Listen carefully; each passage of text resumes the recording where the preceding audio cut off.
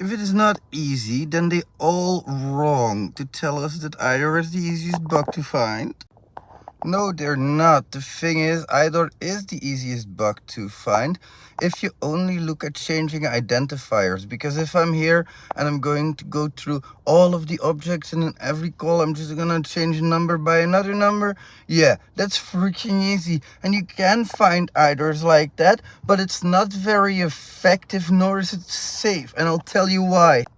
In production applications, there's often the idea of multi-tenant applications which have accounts, and within accounts there are users. These users can have inner tenant IDORs within one account, or inter-tenant IDORs between two accounts. And if you don't think and you only use authorize, for example, you can't granularly check IDs, which means that in each call there could be in the body 5, 6, 7 IDs of different objects, which are all testing with one authorization header replacement.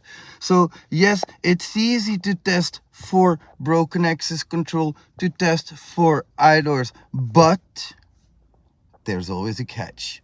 You need to functionally know what the fudge you're talking about.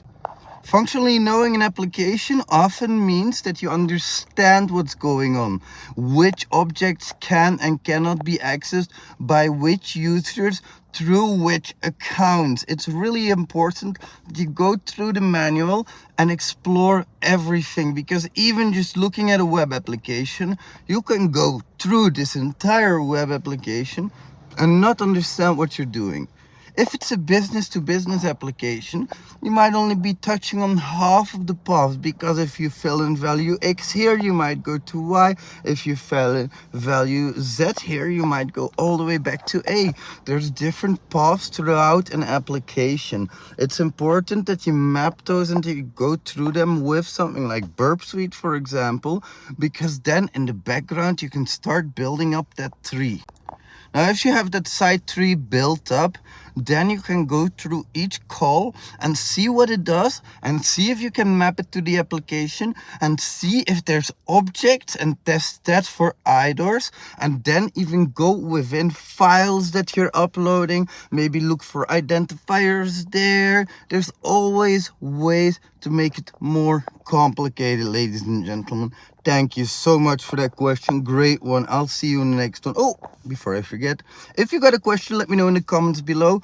And I'm giving away my Endless bundle. Go check it out in the comments below, dude.